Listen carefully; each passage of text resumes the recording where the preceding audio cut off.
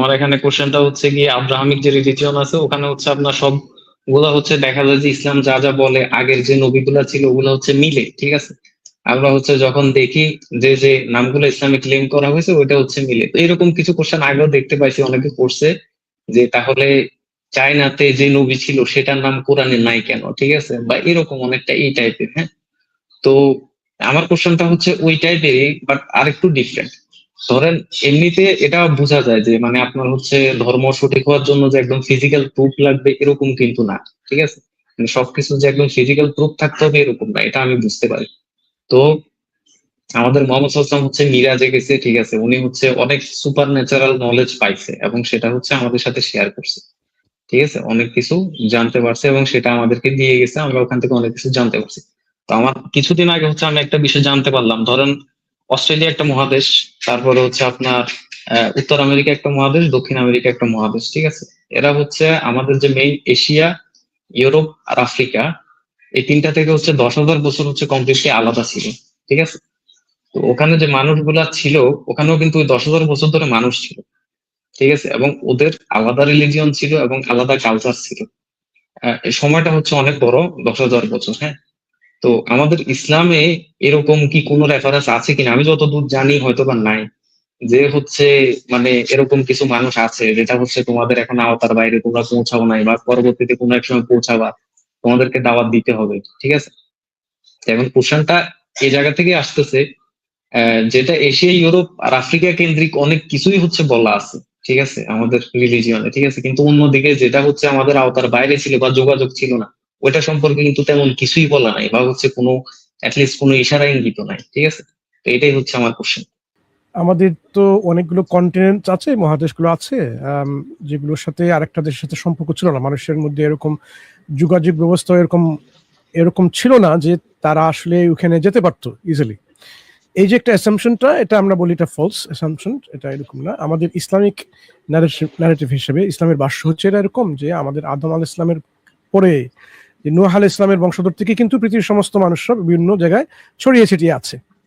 সুতরাং মানুষ যেখানেই আছে না কেন, অস্ট্রেলিয়া হোক, নর্থ আমেরিকাতে হোক, এগুলো তো সে একই নূহ আলাইহিস ইসলামের বংশধর, সবাই তাদের কাছ থেকে এসেছে।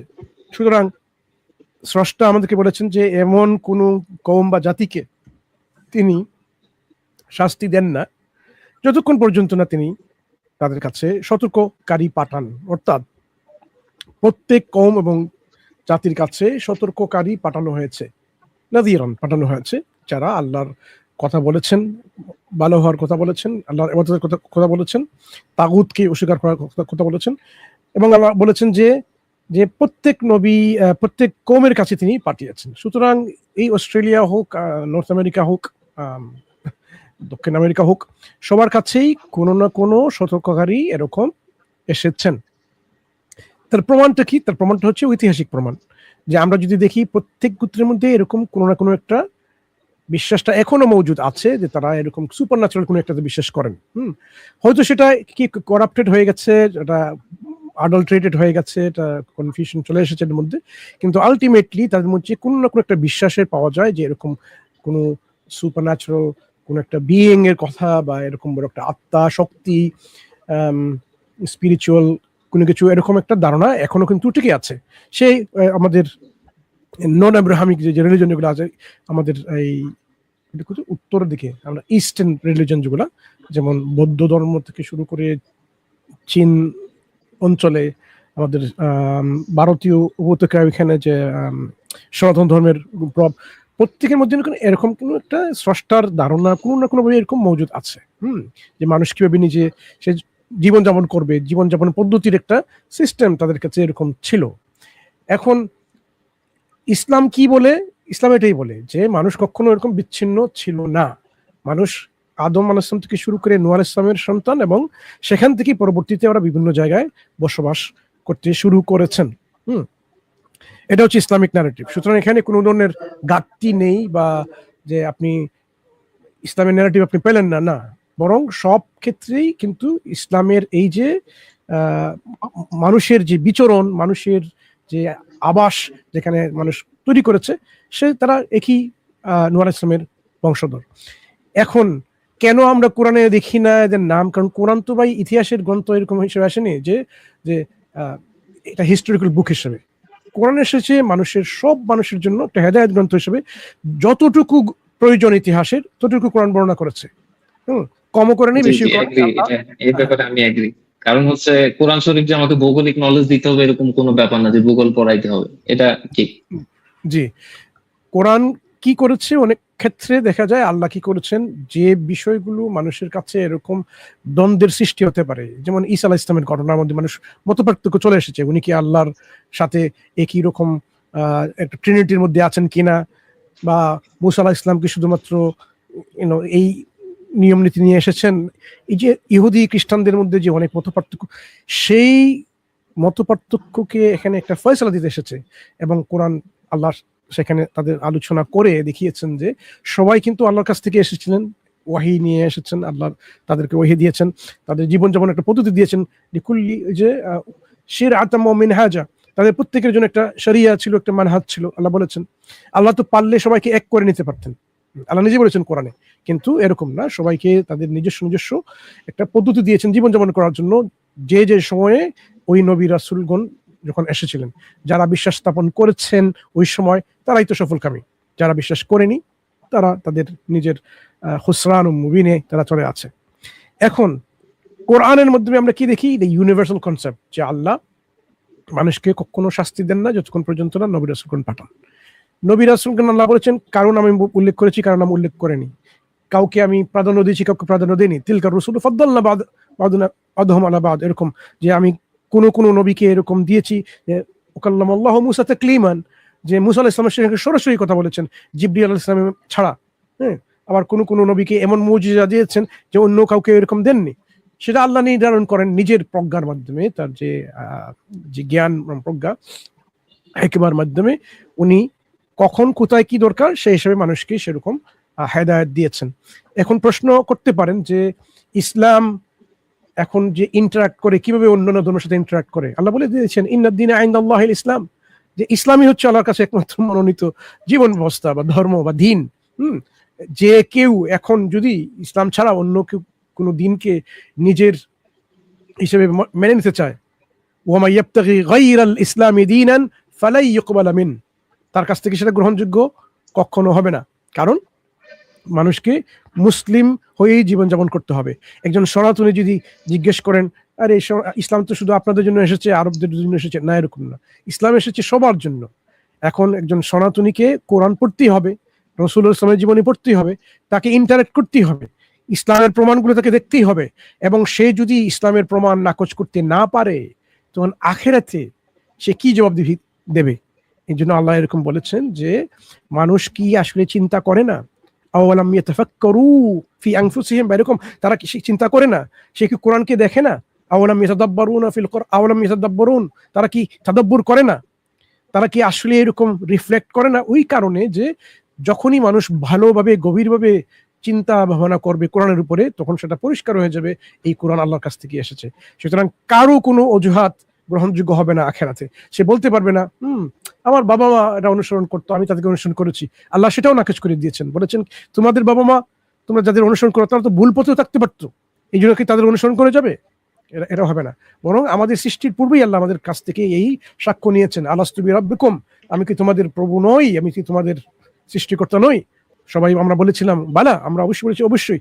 তখন আল্লাহ বলেছিলেন যাতে করে তোমরা এটা বলতে না পারো যে আমরা জানতাম না, বা আমাদের পূর্বসূরীরা এরকম করেছে, আমরা তাদের অনুসরণ করেছি, এরকম 3-4টা অজুহাতকে আল্লাহ খণ্ডন করেছেন, যে যাতে করে মানুষ কোনোভাবেই এই আপত্তি নিয়ে আসতে পারে না ইয়াউমুল কিয়ামাতে। এই জন্য এখন যে ব্যাপারটা আছে যে আমরা যে ইসলাম নিয়ে আলোচনা করি, ইসলাম তো কোনো নতুন ধর্ম না, ইসলাম হচ্ছে সেই ধর্ম, ইসলামই হচ্ছে সেই সনাতন ধর্ম। ওই যে সনাতনী বলে আমাদের সনাতন ধর্ম, না, সনাতন ধর্মই হচ্ছে ইসলাম। সনাতনীরা এখানে ভুল করে, তারা মনে করে সনাতন ধর্ম হচ্ছে প্রকৃত ধর্ম, আগের ধর্মটা না। ইসলামই হচ্ছে সেই সনাতন, অর্থাৎ প্রথম দিক থেকেই যেটা এসেছে সেই ধর্মই, সেই জীবন ব্যবস্থা হচ্ছে ইসলাম, এবং সেটাতেই ফিরে যেতে হবে সবাইকে। আপনার প্রশ্নটা কি, আর কোনো প্রশ্ন আছে কিনা? আমি তো জাস্ট আপনার হচ্ছে ঠিক এই আনসারটার মধ্যে হচ্ছে আরেকটা জিনিস হচ্ছে আমি জানতে পারছিলাম যে হচ্ছে যে মহাপ্লাবন, যে নূহ আলাইহিস সালামের আমরা যেটা মানি, বা হচ্ছে একই ঘটনা হচ্ছে আব্রাহামিক রিলিজিয়নের খ্রিস্টানরাও মানে, ইহুদিদের কথা জানি না ওরা মানে কিনা এই জিনিসটা। তো একই ধরনের স্টোরি হচ্ছে আপনার লাতিন আমেরিকাও হচ্ছে কিছু মানুষ এটা বিশ্বাস করে, যারা হচ্ছে অ্যামাজন জঙ্গলে থাকে, এরকম ভাবে যে হচ্ছে এরকম একটা মহাপ্লাবন হয়েছিল, সবকিছু হচ্ছে ধুয়ে গেছে। আবার অস্ট্রেলিয়াতেও হচ্ছে যারা অ্যাবরিজিনাল আছে ওরাও হচ্ছে একই ধরনের একটা স্টোরি বিশ্বাস করে যে এরকম কিছু একটা হয়েছিল। হুম, তো কিছু কিছু মিল পাওয়া যায়। তো এই জিনিসটার হচ্ছে আবার যখন আমরা সাইন্টিফিক ব্যাখ্যা খুঁজতে যাই, ঠিক আছে, তখন কিন্তু দেখা যায় যে অন্যরকম একটা ব্যাখ্যা বেরিয়ে আসে। সায়েন্টিস্টরা জেনারেলি হচ্ছে বলতে চায় যে না, এটা হচ্ছে অনেক আগে থেকে মানুষের হচ্ছে বিভিন্ন প্রাকৃতিক দুর্যোগ বা ভয়, ঠিক আছে, এইসব কনসেপ্ট থেকে হচ্ছে এই ধরনের স্টোরি প্রচলিত হয়েছে, ঠিক আছে। আমি এখানে মানে কোনো কিছু জাস্টিফাই করার জন্য বলতেছি না, মানে জাস্ট আপনাদের সামনে রাখলাম যে এরকম হচ্ছে বলা হয়। হুম, নাস্তিকরা হচ্ছে আরেকটা জিনিস বলে, আপনি ওটার অলরেডি উত্তর দিয়ে দিয়েছেন, যে ওরা হচ্ছে যে সবসময় বলে যে ইসলাম কেন মানে একটা লোকালাইজড কনসেপ্ট না কেন, এটা আরব কেন্দ্রিক না কেন, ঠিক আছে, ওইটার আমি উত্তর পাইছি মোটামুটি। হুম। তো এটাই হচ্ছে ছিল কথা। তো আই ঠিক থিঙ্ক আছে। ওই কোশ্চেনটার উত্তর পাইছি আমি। আরেকটু হচ্ছে আমি অ্যাড করতে চাই, এটা ফিলোসফিক্যাল কোশ্চেন, আমাকে কি সুযোগ দেওয়া হবে? হ্যাঁ, এটা বলুন। আমার কোশ্চেন, আমার একটা ফ্রেন্ডের কোশ্চেন ছিল।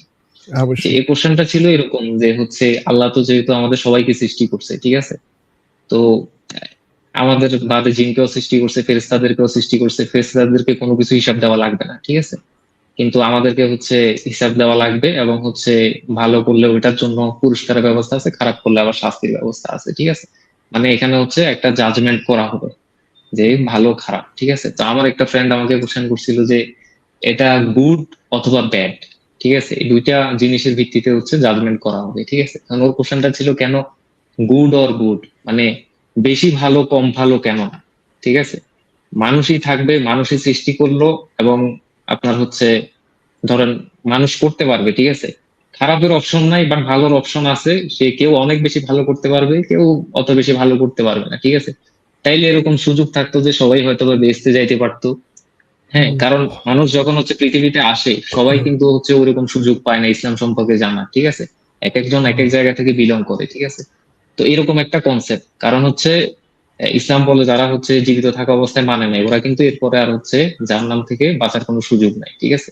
যারা হচ্ছে অ্যাটলিস্ট বিশ্বাস করতো ওরা বাঁচতে পারবে কোনো এক সময় গিয়ে হইলেও সাজার পরে, কিন্তু যারা একেবারে অবিশ্বাস করছে ওরা হচ্ছে বাঁচতে পারবে না।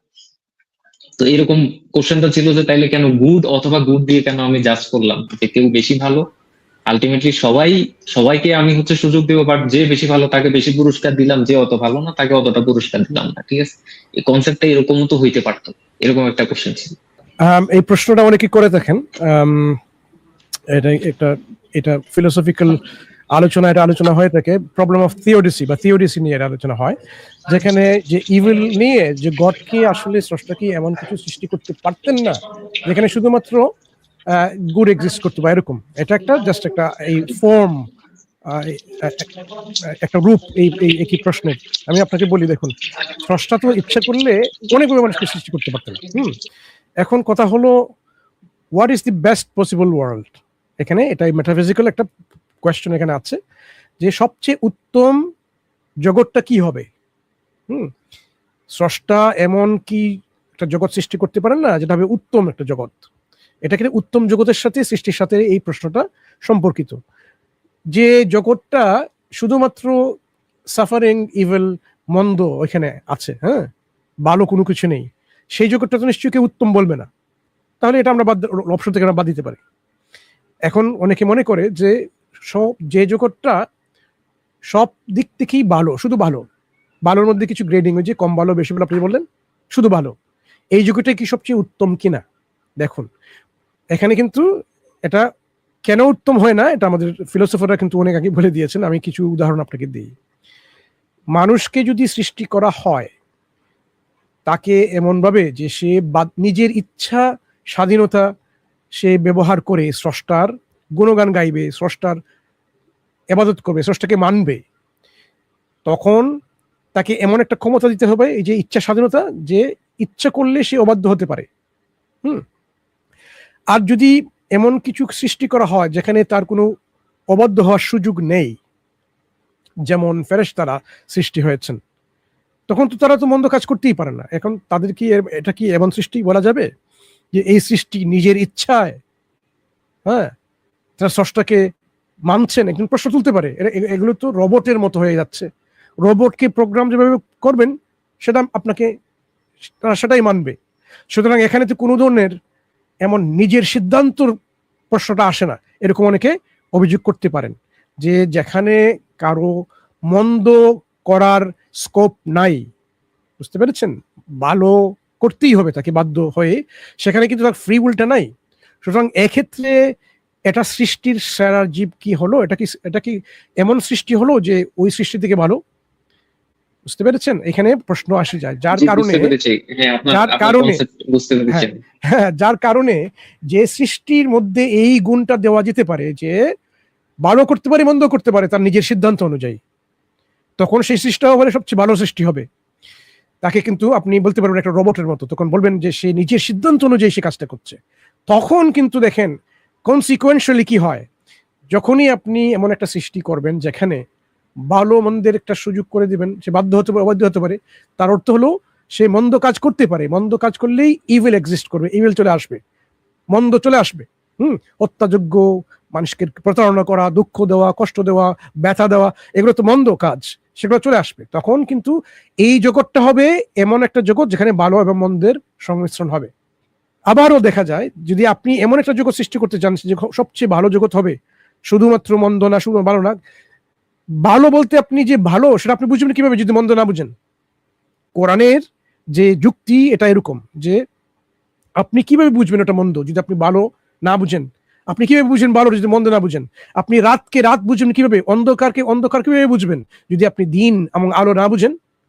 আপনাকে এই যে কন্ট্রাডিক্টরি যে দুটো দিক আছে, দুটো ডিফারেন্ট পার্সপেক্টিভ, ভালো মন্দ, সত্য মিথ্যা, সুখ দুঃখ, এগুলো যদি আপনি না বুঝেন তাহলে কিন্তু আপনি এই কনসেপ্টগুলোকে ভালোভাবে বুঝতে পারেন না।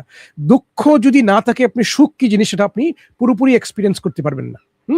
এই জন্য আমরা যখন ব্যথা পাই, ব্যথার পরিবর্তে যখন আমরা আমাদের একটু আনন্দ চলে আসে, আমরা আনন্দটা আরো ভালোভাবে বুঝতে পারি। এটা কন্ট্রাস্টের মাধ্যমে আমরা এটাকে ভালোভাবে আরো অনুধাবন করতে পারি। যে পুরোপুরি যেন বুঝতে পারবো এমন না, কিন্তু আমাদের উত্তম অনুধাবন হবে তখনই যখন আমরা এই ব্যথা এবং সুখ এগুলো আমরা বুঝতে পারি। আলো বুঝতে পারি তখন অন্ধকারের কন্ট্রাস্ট করে যে আচ্ছা এখন এটা পরিষ্কার হয়ে গেছে। অন্ধকার হলো এমন অন্ধকারচ্ছন্ন এমন একটা জায়গা যেখানে কিছু দেখা যায় না। সত্য হচ্ছে এমন জিনিস যেটা মিথ্যা না। এই যে কন্ট্রাস্টিং সিস্টেমস, এর মাধ্যমে আমরা এগুলো দেখে বুঝতে পারি, যার কারণে আমরা এগুলো নিয়ে আরো বেশি বেশি করে আমরা সত্য দিকে ধাবিত হতে পারি, মিথ্যাকে আমরা পরিহার করতে পারি। বুঝতে পেরেছেন? এই কন্ট্রাস্টের কারণে আমরা জ্ঞান অর্জন করতে পারি। না হলে তো আমরা যে জ্ঞানী এবং যে জ্ঞানী না, কি বলা হয়, বুকা বা আহাম্মক এরকম, তাকে পার্থক্য করতে পারবেন না যতক্ষণ পর্যন্ত আমরা বুঝতে পারেন, আপনি পাচ্ছেন না যে এটা হচ্ছে জ্ঞানীর কাজ এবং এটা হচ্ছে বুকামি কাজ বা এখানে অজ্ঞতা মূর্খতার কাজ। তখনই কি হয়, এই যে কন্ট্রাস্টটা বোঝার কারণে আমরা কি করতে পারি, আমরা জ্ঞান অর্জন করতে পারি, আমাদের জ্ঞানের পরিসরটা আরো বাড়তে পারি। ঠিক তেমনি আমরা আরো বেশি করে আনন্দিত হতে পারি ব্যথাকে এড়িয়ে। এই জন্য প্রতিটি মুহূর্তে জীবনের মধ্যে যে আমাদের স্পিরিচুয়াল এবং ফিজিক্যাল ডেভেলপমেন্ট, এটা আসার জন্য আমাদের এই কন্ট্রাস্টের প্রয়োজন আছে। এর লাগে আল্লাহ এরকম করে বলছেন, এই যারা দেখে এবং যারা দেখে না তারা কি সমান? যারা জানে এবং যারা জানে না তারা কি সমান? অবশ্যই না। কাইফা তাহকুমুন, তোমরা কিভাবে বিচার করো? কিন্তু এই কন্ট্রাস্টের মাধ্যমে কিন্তু আল্লাহ আমাদেরকে আমাদের যে যেভাবে সৃষ্টি করেছেন সেই স্কোপটা তৈরি করেছেন যাতে আমরা আরো করে উন্নত হতে পারি। আমাদের জীবনের লক্ষ্য অর্জন করার ক্ষেত্রে আমাদের জীবনকে আরো কিভাবে পরিশুদ্ধ করতে পারি, আরো পরিস্ফুটিত করতে পারি, আরো ভালো হতে পারি, মন্দকে এড়িয়ে সেই সুযোগটা উনি করে দিয়েছেন এই কন্ট্রাস্টের মাধ্যমে। এই জন্য এই জগৎটা হচ্ছে সবচেয়ে উত্তম জগৎ যেখানে ভালো এবং মন্দের সংমিশ্রণ আছে, কিন্তু মন্দকে পরিহার করতে হবে এবং ভালোকে আঁকড়ে ধরে ভালোকে আরো বেশি বেশি করে আমাদের জীবনে প্রয়োগ করতে হবে। এটাই স্রষ্টার কাম্য এবং আমাদের যে যে লক্ষ্য সেটা উনি নির্ধারণ করেছেন। আমরা ইচ্ছা করলে মন্দ কাজ করতে পারি, ইচ্ছা করলে ভালো কাজ করতে পারি। স্রষ্টা আমাদেরকে বাধিত করেন না বা আমাদেরকে পুরো বলেন না যে তোমাকে করতেই হবে, বরং আল্লাহ বলেন ইন্নাল্লাহা ইয়া'মুরু বিল আদল, আল্লাহ কমান্ড করেন, তোমাদেরকে নির্দেশ দেন ভালো কাজ করার জন্য এবং অসৎ কাজ থেকে দূরে থাকার জন্য, কিন্তু আল্লাহ কাউকে বাধ্য করেন না। এই যে আপনি যখন এই নির্দেশ আপনি পালন করে যাবেন, তখনই আপনি ওই নির্দেশ পালন করার জন্য আপনি একটা ভালো কাজ করলেন, যার কারণে আপনাকে পুরস্কৃত করা যাবে। যদি আপনি অবাধ্য হন, তখন আপনি যে মন্দের যে প্রতিফলন যেটা হবে, যার যে কনসিকোয়েন্সটা হবে আখেরাতে, যে আপনি জাহান্নামের শাস্তিতে ভুগেন, সেটা আপনার জন্য কি হবে, জাস্ট হবে। এটা কনসিকোয়েন্সিয়ালি এটা আপনি বলতে পারবেন না যে আমার অন্যায় করা হচ্ছে, বলতে পারবেন না, জুলুম বলতে পারবেন না, অন্যায় বলতে পারবেন না, আপনি বলবেন যে এখানে একটা ন্যায় করা হয়েছে। সেই জন্য ন্যায় পরায়ণতার ক্ষেত্রে বাস্তবায়ন করার জন্য এখানে ভালো মন্দের সংমিশ্রণ অবশ্যই প্রয়োজন। এই ক্ষেত্রে যারা মনে করেন যে স্রষ্টা কেন আমাদেরকে সৃষ্টি করলেন, ভালো একটু ভালো কম ভালো এরকম, তারা কি আসলে ভালোভাবে বুঝতে পারতেন যে আসলে ভালো জিনিসটা কি? ভালো জিনিসটা পুরোপুরি অনুমোদন করতে হলে আমাদেরকে মন্দের ধারণা আমাদেরকে থাকতে হবে। যে জগতে মন্দর ধারণা নাই, পুরোটাই নাই, ইভিল সম্পর্কে কোনো ধারণা নাই, সেখানে ভালোর যে ধারণা সেখানে প্রশ্নবিদ্ধ হয়ে যায়। ওরা কি আসলে বুঝতে পারে ওটা ভালো জিনিস? বুঝতে পেরেছেন? এই জন্য ফিলোসফাররা এখানে একমত, জি, আপনার কথাটা ঠিক। হ্যাঁ, জি, এটাই যে আপনি যেটা বলেছেন হচ্ছে লিমিটেড করে দিলে তো জিনিসটা আসলে রোবটের মতো হয়ে গেল, আর ফিউল থাকলো না। এই কথাটার সাথে আমি কমপ্লিটলি এগ্রি। জি, তো এটার সাথে হচ্ছে আমি আরেকটু ছোট্ট করে অ্যাড করতে চাচ্ছিলাম, না হলে আমার আসলে কেমন জানি মনে হচ্ছে যে আনসারটা ইনকমপ্লিট। জি, হচ্ছে তো এই জিনিসটা আমরা বুঝতে পারলাম। তো বাকি যে জিনিসটা হচ্ছে, হ্যাঁ, একটা মানুষ হচ্ছে দুনিয়াতে আসার আগে কিন্তু আমরা সবাই হচ্ছে আল্লাহকে স্বীকার করে আসছি, ঠিক আছে? এবং দুনিয়াতে আসার পরে, এখান থেকে মৃত্যুর পরে তো আমরা সবাই দেখতেই পাবো জিনিসটা। তার মানে হচ্ছে মাঝের অংশটুকু বাদে ওই 2 পয়েন্টে কিন্তু সবাই সেম, ঠিক আছে? মাঝের এই অংশটুকুতে হচ্ছে কেউ মানলো, কেউ হচ্ছে মানলো না। এখন আপনি একটু আগে যেটা বললেন জাস্টিসের যে কনসেপ্ট, ঠিক আছে? এখন জাস্টিসের কনসেপ্ট থেকে হচ্ছে যে আমি বলতে চাচ্ছি, ধরেন কেউ মানলো না, ঠিক আছে? সে কিছু আছে হচ্ছে আমি জেনে বুঝে, আমি বুঝি, আমি জানি যে গড এক্সিস্ট করে, বাট আমি মানবো না, আমি হচ্ছে নিয়মের মধ্যে যাবো না, সেটা একরকম হিসাব। আর অনেকে আছে হচ্ছে ওর যুক্তি দিয়ে বা কোনো কিছু দিয়ে ও আসলে বুঝে নাই যে জিনিসটা এরকম। বা অনেকে আছে যে অন্য ধর্মের, ওরা মানে সৃষ্টিকর্তায় বিশ্বাস করে, বা হচ্ছে কোনো ধর্ম মানে না, বাট হচ্ছে একটা সৃষ্টিকর্তায় বিশ্বাস করে, ঠিক আছে? আমি এটাকে উৎসাহিত করতেছি না, বাট বললাম যে এরকম হচ্ছে অনেকে এক্সিস্ট করে। তো এখন সেক্ষেত্রে তার জন্য কিন্তু একই রকম হচ্ছে যে সে মানে ইনফিনিট সময়ের জন্য হচ্ছে জাহান্নামে থাকবে, ঠিক আছে? তো এই ক্ষেত্রে এটা কি জাস্টিস হলো কিনা, যে হচ্ছে সে আগে যখন সৃষ্টিকর্তাকে সামনে দেখছে তখন কিন্তু সে স্বীকার করছে, আবার যখন হচ্ছে আবার মৃত্যুর পরে সামনে দেখলো তখনও কিন্তু সেটা বুঝতে পারলো। মাঝে যেহেতু তার হচ্ছে বুঝতে পারেনি প্রমাণ দেখে, বা হচ্ছে আগের জিনিসটা মনে ছিল না, এজন্য হচ্ছে সে জিনিসটা জানতো না, ঠিক আছে?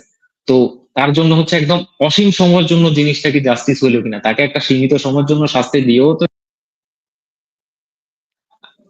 এটাই হচ্ছে আমার কোশ্চেন। হ্যাঁ, বুঝতে পেরেছি। এখানে কয়েকটা প্রশ্ন এসেছে একই সাথে। একটা হচ্ছে অসীম শাস্তি সসীম অপরাধের ক্ষেত্রে এটা কি ন্যায়পরায়ণ হলো কিনা। যে একজন সসীম জীবনে সে তো সসীম কাজটাই করছে, বিশ্বাস হোক কাজ হোক, তাকে কেন অসীম শাস্তি দেওয়া হচ্ছে, এটা কি ন্যায়ের ক্ষেত্রে এটা কি যায় কিনা? এটা একটা কমন একটা প্রশ্ন, অনেকে প্রশ্ন করে থাকেন, এবং আপনি যে উদাহরণ আনলেন এরকম। দ্বিতীয় প্রশ্ন হচ্ছে যে এখানে অনেকে এরকম আছে তারা আসলে বুঝে না, যুক্তি দিয়ে বুঝতে পারছে না, অক্ষম, এরকম তাদের চিন্তা কিন্তু আলাদা। আল্লাহ কারো উপরে এমন কিছু বোঝা বার দেন না যে তার সাধ্যের বাইরে। সে সাধ্যের বাইরে হলে তো তাকে এখানে দায়ী করা যাবে না। একজন পাগল উম্মাদ ব্যক্তি, তাকে আপনি কি ভালো মন্দ বুঝাতে পারবেন? সে হয়তো বুঝতে পারে না। এই জন্য এক্ষেত্রে আমাদের উলামায়ে কেরামে বলে দিয়েছেন যে যেমন একজন নিদ্রিত ব্যক্তি, একজন ব্যক্তি উম্মাদ যতক্ষণ পর্যন্ত সে ভালো না হয়েছে, কলম তার কাছ থেকে লিফটেড হয়ে গেছে, এর অর্থ তাকে এখানে কোনো ধরনের কোনো বিচারে নিয়ে আসা যেতে পারে না। এই জন্য আল্লাহ সুবহানাহু ওয়া তাআলা যেহেতু উনি আদল এবং আদিল, জাস্ট ন্যায়পরায়ণ, সুতরাং তার ন্যায়পরায়ণতার ভিত্তি হচ্ছে এরকম যে মানুষের ওই কাজটা বোঝা যেটা অন্যায় কাজ, এবং ওই কাজটা যে সে করেছে নিজের ইচ্ছায় করেছে কিনা। কেউ যদি ইচ্ছা না করে ওই কাজটা, তখন তার শাস্তি যে একই রকম এরকম না। আপনাকে একজন বাধ্য করলো এটা অন্যায় কাজ করার জন্য, আপনি ইচ্ছা ছিল না, আপনি কি সে একই রকম ভাবে দোষী হয়ে যাবেন? এরকম না, স্রষ্টার দিক থেকে এরকম না। এটা হচ্ছে আপনি স্বেচ্ছায় যদি এরকম কোনো ধরনের পাপ কাজ করে থাকেন, তখন পাপ কাজ জেনে এটা পাপ, তখন আপনার শাস্তিযোগ্য যে অপরাধ যে শাস্তিযোগ্য হবে, সেক্ষেত্রে শাস্তি নির্ধারিত হয় যে শাস্তির পরিমাণটা কি হবে না হবে। সুতরাং সব ক্ষেত্রে কিন্তু এক না যে একজন মানুষ কি বুঝতে পারলো কি পারলো না, এরকম না। কিন্তু আলটিমেটলি দেখেন, স্রষ্টা মানুষকে শুধুমাত্র এভাবে সৃষ্টি করেননি, তাদের আক্কেল বুদ্ধি দিয়েছেন, এবং ওই আক্কেলকেই এমন একটা আরবিটার হিসেবে নির্দিষ্ট করে গেছেন যে আক্কেলের মাধ্যমে, আকল আমাদের যে আকল আমরা বলি ইন্টেলেক্ট, এটার মাধ্যমে সে কিন্তু বুঝতে পারে যে জি, জি। স্রষ্টা অবশ্যই আছেন, একজন আছেন এবং বহুজন অবশ্যই থাকতে পারেন না, এবং ওই স্রষ্টা হবেন সর্বগুণে গুণান্বিত, যে গুণগুলো হবে সম্পূর্ণভাবে নিখুঁত, ত্রুটিমুক্ত। সুতরাং যারা এই আক্কেল ব্যবহার করে তারা কখনো এরকম এই ধরনের মূর্তি পূজা করতে পারে না। মূর্তি পূজা করা, স্রষ্টাকে এমন ভাবে দেখা যে স্রষ্টা হচ্ছেন ইভিল, হ্যাঁ, ওই যে পারস্যদের যে আহরের মাজদা, আঙ্গুরমান্য, তাদের যে একটা কনসেপ্ট আছে জোরাস্ট্রিয়ানিজমের মধ্যে, এগুলো হচ্ছে মানুষের ইন্টেলেক্টকে অপব্যবহার করা। ইন্টেলেক্টের প্রকৃত ব্যবহার হলে কেউ এরকম স্রষ্টার প্রতি ভুল এবং নিম্নমানের ধারণা রাখতে পারে না। যেমন একজন মূর্তি পূজা করছে, সে নিজে জানে নিজের হাতে সে তৈরি করেছে মূর্তি।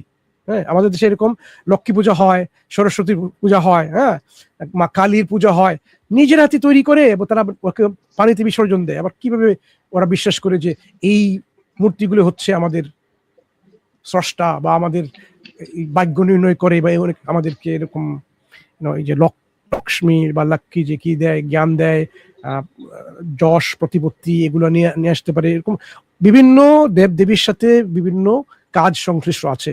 বরুণ দেবতা, জলের দেবতা, হ্যাঁ, সূর্য দেবতা কি কোন কাজে নিয়োজিত আছেন, এরকম। ওরা যদি প্রকৃতপক্ষে যদি ইন্টালেক্ট বা আক্কেল ব্যবহার করে, বুঝতে পারবে যে এরকম একটা বিশ্বাসযোগ্য হতে পারে না। একজন মহিলা, বৃদ্ধ মহিলা, সনাতনী হিন্দু, তিনি কিন্তু এটা বুঝতে পারেন, কিন্তু কি করেন ওরা, এই যে বংশ পরস্পরায় হিন্দু হয়ে চলে আসছেন। আরে ভাই, কি কি বলেন, আমাদের লোকে কি বলবে, ওরা চিন্তাই করতে চান না। অর্থাৎ ওই সময় ইন্টারনেটকে পরিপূর্ণভাবে সুইচ অফ করে দেন। জানেন এটা ব্যবহার করলেই কিন্তু ওরা দেবদেবীকে পূজা করা যাবে না। ওই সময় তারা ইচ্ছে করে তাদের নিজের যে সংস্কৃতি, তাদের যে ধারাবাহিকভাবে যেটা এসেছে, তাদের এই যে ধর্মবিশ্বাস এবং ধর্ম চর্চা, ধর্ম কাজ, এগুলো তারা করে যান এই যে সামাজিকতার একটা হিসাব হিসেবে।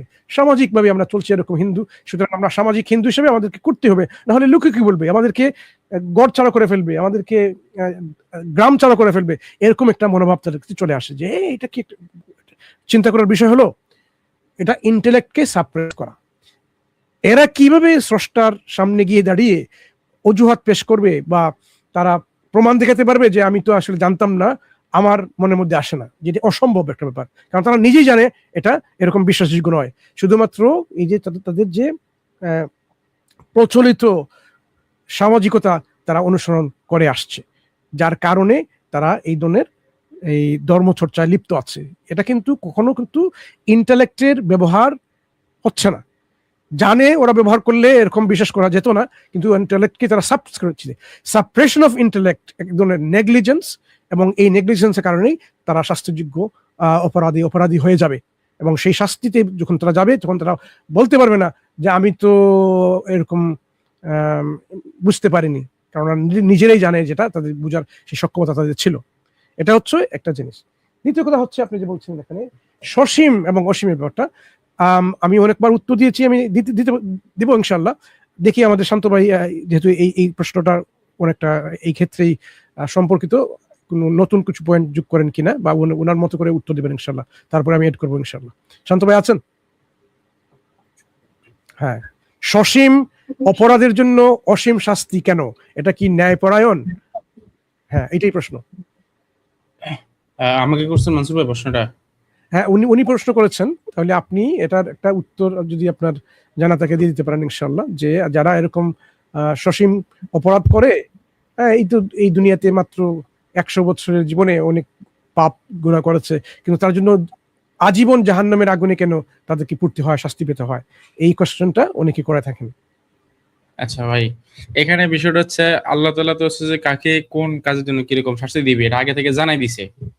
যদি বিষয়টা এরকম হইতো যে আল্লাহ তাআলা এটা জানাই দেয় নাই যে তাকে কি পরিমাণে শাস্তি দেওয়া হবে, কিন্তু না জানিয়ে যদি তাকে অসীম শাস্তি দিত সসীম সময়ের জন্য, তাহলে সেখানে একটা প্রশ্ন করার সুযোগ থাকতো।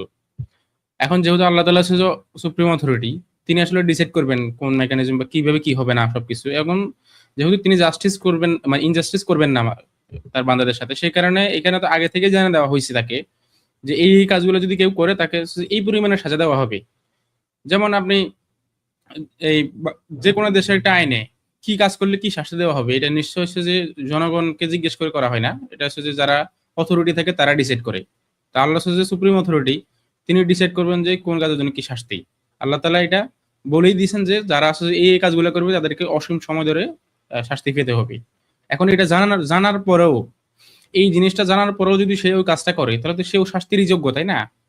যদি এরকম হয়তো আল্লাহ তাআলা তাকে জানান নাই যে এই কাজের জন্য এরকম শাস্তি আছে, তো সে এই কাজটা করছে, তখন গিয়ে তাকে শাস্তি দেওয়া হচ্ছে, তাহলে আপনি প্রশ্ন তোলার সুযোগ পাইতেন। এখন যেহেতু আল্লাহ তাআলা জানাই দিয়েছে আগে থেকে, and তিনি হচ্ছে সুপ্রিম অথরিটি, সো এখানে আসলে প্রশ্ন করার কোনো সুযোগ থাকে না আর। আশা করি বুঝতে পারছেন ভাই। জি, ওখানে উত্তর পেয়েছি। জি, আমি এখানে এড করি ওখানে, তাহলে আমাদের দর্শক শ্রোতা যারা আছেন তারা একটা বড় একটা পার্সপেক্টিভ পেয়ে যাবেন ইনশাআল্লাহ। আমাদের মুফতি সাহেব আছেন, মুফতি সাহেব কিছু এড করবেন এখানে? কারণ এই প্রশ্নটা কিন্তু অত্যন্ত কমন একটা প্রশ্ন চলে আসে, এরকম যে এটা কি ন্যায়ের একটা পরিচয় হলো, যেখানে যে আপনারা বলছেন যে স্রষ্টা হচ্ছেন ন্যায়পরায়ণ, অথচ দেখেন স্রষ্টা মানুষকে অসীম শাস্তি দিয়ে থাকেন, ঠিক কিনা, এরকম বলে থাকেন। এই প্রশ্নটা কিন্তু আপনাদের সিলেবাসের অন্তর্ভুক্ত আছে আমার মনে হয়, ওইখান থেকে একটা উত্তরটা দিয়ে দিতে পারেন ইনশাআল্লাহ। দেখুন, এখানে তো আপনারা মানে চমৎকার উত্তর দিয়েছেন, সেজন্য আর কি আমি মনে করলাম যে এটাই পরিপূর্ণ। তারপরে যেহেতু বলেছেন, দেখুন আল্লাহ তাআলার বিষয়টা হচ্ছে যে আমাদেরকে যে যত সতর্ক বাণী আমাদের জন্য দেওয়া হয়েছে, এই সতর্ক বাণী আমাদের জন্য যথেষ্ট কিনা, আমরা কি আল্লাহ তাআলাকে দেখাটাই কি যথেষ্ট, বা এটা কি প্রমাণ হয় কিনা? কোরআন কারীমের মধ্যে অনেকে যে আলোচনা বা আছে যে আল্লাহ তাআলা একটা অবকাশ দিয়েছেন, অবকাশটা কি? হাত্তা ইয়াতিয়াকাল ইয়াকিন, যতক্ষণ পর্যন্ত মৃত্যু নিশ্চিত না হবে।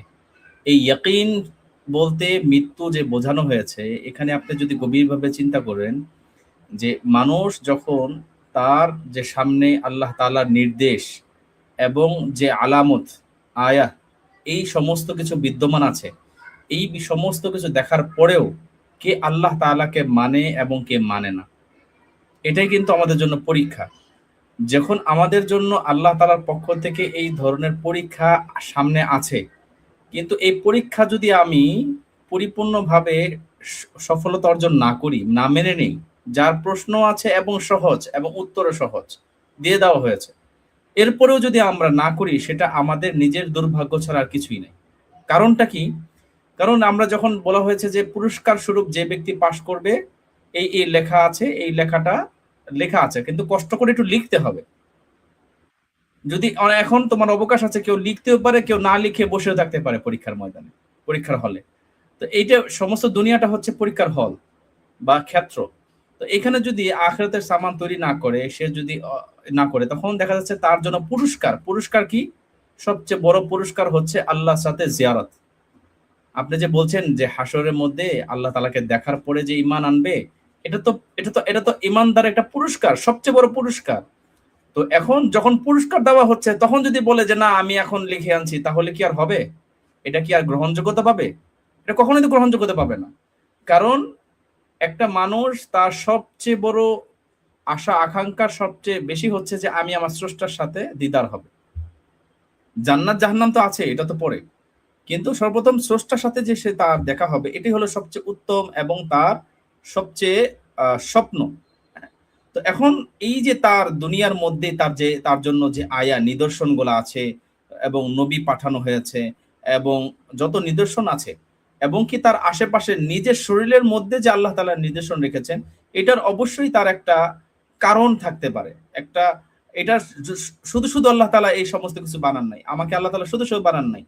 যা আমরা যেহেতু একটা অযথা কাজ করি না, যে কোনো একজন বিজ্ঞ ব্যক্তি উনি যদি এমন কোনো কাজ করেন যেটা তার সাথে যায় না, তখন আমরা বলি যে এমন একজন মহান ব্যক্তি, সে একটা অহেতুক কথা বললেন বা সে একটা অহেতুক কাজ করলেন, এটা আমাদের কাছে একটা মানে এটা আমাদের কাছে মনে হয় যে এটা দোষণীয়।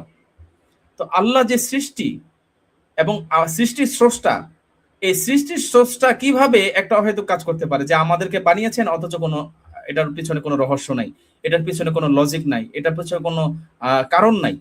যে এই কারণগুলা আমাদের পিছনে যদি আল্লাহ তাআলা কোনো নিদর্শন না পাঠাতেন, তাও আমাদের জন্য উচিত হতো এই বিষয়গুলা নিজে নিজে ফাইন্ড আউট করে ওনার অস্তিত্ব খুঁজে বের করা।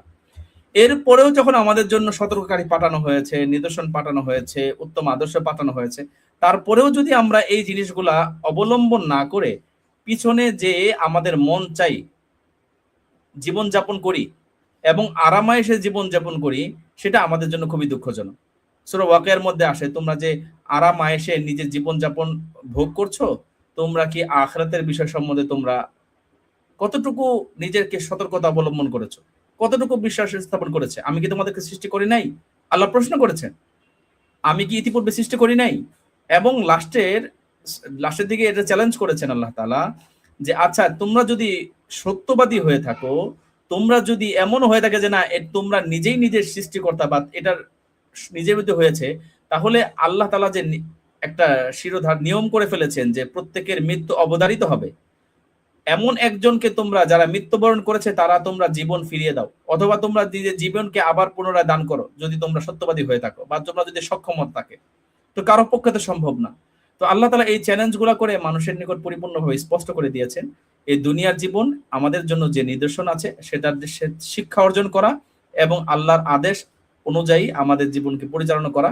এবং কি আল্লাহ তাআলা বলেছেন যে ব্যক্তি সঠিক পথে পরিচালিত হওয়ার জন্য প্রচেষ্টা করবে, মানে আমি চাইলাম, অনেকে চেষ্টা করে যে ভাই আল্লাহ তাআলা যদি আমাকে সঠিক পথে পরিচালনা করেন তাহলে আমি কি করব, সঠিক পথে পরিচালনা হব। অনেকে এটাও বলে আল্লাহ যদি চাইতেন তাহলে তো আমাকে মুসলমানই বানাইতেন, আল্লাহ যদি চাইতেন আমাকে হিন্দুর ঘরে না দিয়ে, খ্রিস্টান ঘরে না দিয়ে, নাস্তিকদের ঘরে না দিয়ে আমাকে তো মুসলমান বানাইতে পারতেন। এই প্রশ্নটাই অবান্তর, কারণ এই আল্লাহ তাআলা যে চাইতেন এটার সাথে একটা শর্ত যুক্ত আছে শরীয়তের মধ্যে, যেটাকে আমরা ইনশাআল্লাহ করব, অমুক কাজ আমি করব ইনশাআল্লাহ বলে। এখন ইনশাআল্লাহ আমরা একটা বুঝি, শরীয়ত একটা বুঝায়। শরীয়ত ইনশাআল্লাহ বলে তোমার সাধ্য মতো বুঝে সঠিকটা তুমি অবলম্বন করো, সর্বোচ্চ চেষ্টা করো, বাকি যেটা তোমার পক্ষে অসম্ভব সেটা আমি আল্লাহ তাআলা তোমাকে দান করব। এটা হলো ইনশাআল্লাহর মানে। আর আমরা কি মনে করি যে না আমি ঘরে বসে থাকবো, আমার ঘরে আসমান থেকে ফেরেশতার মাধ্যমে খাবার পাঠিয়ে দেওয়া হবে, আমার জন্য আসমান থেকে হেদায়েতের বাণী পাঠিয়ে দেওয়া হবে, আমার থেকে আসমান সম্বন্ধে জান্নাত পাঠিয়ে দেওয়া হবে, আমরা এটা মনে করি। এটা আমাদের মনে হওয়ার কারণ হচ্ছে সেটা আমাদের না জানা। যেমন আমরা বলি আমরা ব্যবসা করব, চাকরি করব, তো আমরা কি করি, ব্যবসা এবং চাকরি করার জন্য কিন্তু আমরা ঘরে বসে থাকি না, আমরা দৌড়ঝাঁপ করি, চাকরির জন্য জমা দিই, সিভি জমা দিই, এবং আমাদের অনেক দৌড়ঝাঁপ করে সর্বশেষ আমরা চেষ্টার রেজাল্ট পাই, আমরা কোনো চাকরি অথবা ব্যবসা আমরা পেয়ে এটা লাভবান হই। তেমনি ভাবে শুধু ধর্মীয় বিষয়টা কেন আমরা মনে করি যে আল্লাহ তাআলা চাইলেই আমি পাবো, মানে কি আল্লাহ তাআলা আমাকে নিজের কুদরতের মাধ্যমে মানে কি আমাকে উঠিয়ে নিয়ে যাবেন জোর করে? বিষয়টা এরকম নয়। এটা আসলে শরীয়তের মেজাজ না, মেজাজে শরীয়তের খেলাফ। তো এই জন্য আমি বলবো যে ভাই এই বিষয়গুলো যদি আমি অনুধাবন করি এবং বোঝার চেষ্টা করি, আল্লাহ তাআলা আমাদেরকে হেদায়েত দান করবেন। অবশ্যই আমার চেষ্টা করতে হবে। শুকরান। জাযাকাল্লাহু খাইরান। তাহলে আরো দু একটা পয়েন্ট এখানে অ্যাড করি। নিশ্চয়ই আমরা দর্শকরা বুঝতে পেরেছি যে কেন সসীম অপরাধের জন্য অসীম শাস্তি নির্ধারণ করা হয়েছে। তার মধ্যে দেখেন অনেকে কিন্তু এটা প্রশ্নই করেন না, আমরা তো এই সসীম জীবনে সসীম ভালো কাজ করি, তাহলে আমাদেরকে অসীম জান্নাত দেওয়া হয় কেন? ওইখানে তো কোনো কমপ্লেন আসে না, ওইখানে তো কোনো অভিযোগ আপত্তি আসে না যে আপনারা এই সসীম জীবনে সসীম কাজ করে, ভালো কাজ করে অসীম শান্তির জায়গায় চলে যাচ্ছেন, অসীম পুরস্কার পাচ্ছেন। এটা কি অন্যায় হলো না? এটা কেউ প্রশ্ন করে না। আপনি এই পৃথিবীতে যদি সসীম কাজ করেন, ভালো বা মন্দ সেটা যাই হোক না কেন, আখিরাতকে তৈরি করা হয়েছে অসীম জীবনের জন্য।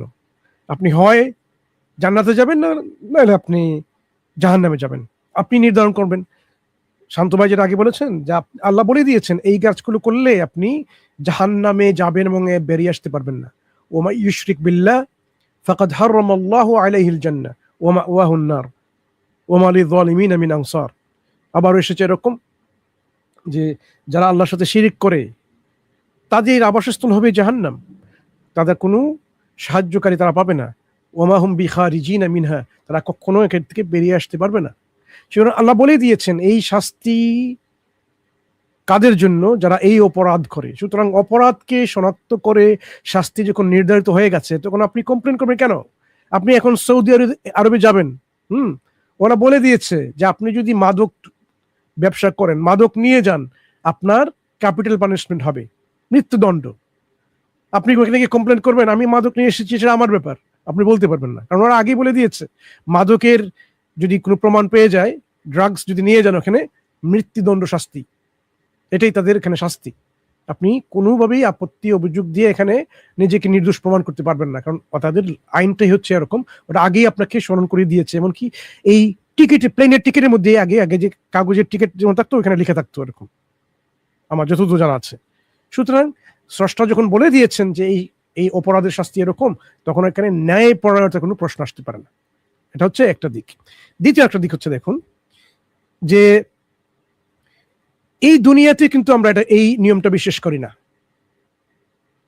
যারা এই অভিযোগ তোলেন তারা কিন্তু এখানে দ্বিচারিতা করেন, তারা কিন্তু এই দুনিয়াতেও এই পৃথিবীতে এই নিয়মকে আমরা অনুসরণ করেন না। যেমন একজন মানুষ যদি একটা বোতাম টিপে নিউক্লিয়ার যে বোমটা আছে ওটা বিস্ফোরণ করে দেয় এবং এর থেকে হাজারো হাজারো লক্ষ লক্ষ লোক মারা যায়, অনেক দিন ধরে এখানে তেজস্ক্রিয়তার কারণে প্রাণী বেঁচে থাকতে পারে না, 30, 40, 50 বছর এরকম হয়ে যেতে পারে।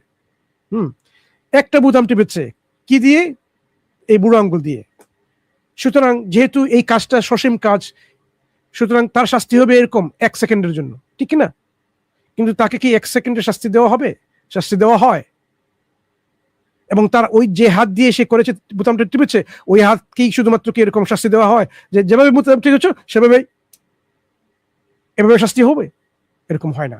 একজন মানুষ বন্দুক দিয়ে একজন মানুষকে গুলি করলো, 1 সেকেন্ডের ব্যাপার, তাকে 1 সেকেন্ডের শাস্তি দেওয়া হয় নাকি আজীবন যাবজ্জীবন কারাদণ্ড দেওয়া হয়? যেখানে ক্যাপিটাল পানিশমেন্ট নাই সেখানে কারাদণ্ড দেওয়া হয়, তাই না? 12 বছর 14 বছর। কেন? সে তো 1 সেকেন্ডে শুধুমাত্র এই ট্রিগার টিপেছে, তার যে অপরাধ ছিল 1 সেকেন্ড পরিমাণ, সেই 1 সেকেন্ড পরিমাণের অপরাধের জন্য তার শাস্তি কেন 12 বছর হবে? এই হচ্ছে তাদের দ্বিচারিতা। এই জন্য আমাদেরকে বুঝতে হবে যে শুধুমাত্র এখানে কোয়ান্টিটি না, আমাদের দেখতে হবে কোয়ালিটি। দুটো দিকে আর আমাদের নজর দিতে হবে। একটা হচ্ছে কোয়ান্টিটেটিভ অ্যাসেসমেন্ট, একটা হচ্ছে কোয়ালিটেটিভ অ্যাসেসমেন্ট। একটা হচ্ছে পরিমাণের দিক থেকে, আমার একটা হচ্ছে গুণগত দিক থেকে। যে অপরাধ করে শিরিক করে, এটা কোয়ান্টিটেটিভলি অল্প সময়ের জন্য হতে পারে, 1 বছর 2 বছর 50 বছর 100 বছর সেটা করেছে, কিন্তু কোয়ালিটেটিভলি গুণগত দিক থেকে সেটা অত্যন্ত গুরুতর, সেই কারণে তার শাস্তিটা এরকম গুরুতর। ঠিক যেভাবে একটা বোতাম টিপে নিউক্লিয়ার বিস্ফোরণ করে লক্ষ লক্ষ মানুষকে মেরে ফেলা, এটা কি, এটা এই সংখ্যাগত দিক থেকে সামান্য 1 সেকেন্ডের একটা কাজ, কিন্তু এটা গুণগত দিক থেকে এটা অত্যন্ত গুরুতর। এই সামান্য একটা কাজের কারণে হাজারো হাজারো লক্ষ লক্ষ মানুষ, প্রাণী, উদ্ভিদ সব মারা গেছে। সুতরাং এটা অত্যন্ত গুরুতর কাজ এই গুণগত দিক থেকে। এই জন্য আমাদেরকে কোয়ালিটেটিভ অ্যাসেসমেন্ট করতে হবে, এবং সেই কোয়ালিটেটিভ অ্যাসেসমেন্ট করতে গেলে আপনারা অবশ্যই বুঝতে পারবেন কেন কিছু কিছু অপরাধের ক্ষেত্রে এরকম দীর্ঘ বা অনেক এই যে আজীবন শাস্তি পেতে হয়। এটা হচ্ছে ন্যায়পরায়ণতারই একটা দিক। এই জন্য আমরা এটা না বুঝে আমরা কোয়ান্টিটেটিভ অ্যাসেসমেন্ট করি, যার কারণে এই প্রশ্নের সম্মুখীন মানুষ হয় না বুঝিয়ার কারণে। আশা করি এই প্রশ্নগুলোর উত্তর আপনারা পেয়েছেন ইনশাল্লাহ। আমার যে ভাইটা আছেন নিশ্চয়ই অনেকগুলো পার্সপেক্টিভ আমরা জেনে রেখেছেন। আপনার আর কোনো প্রশ্ন আছে ভাই? জি আলহামদুলিল্লাহ, ধন্যবাদ। আমার এই কোশ্চেন গুলাই ছিল। আপনারা আসলে আমাকে 1-to-1 ইন্টারেকশন করার জন্য সুযোগ দিয়েছেন, এর জন্য ধন্যবাদ। কারণ এই জিনিসগুলো যদি আমি মানে একা পড়াশোনা করে ওরকম সময়ও থাকে না, বা বের করা অনেক বেশি কঠিন হয়ে যাইতো।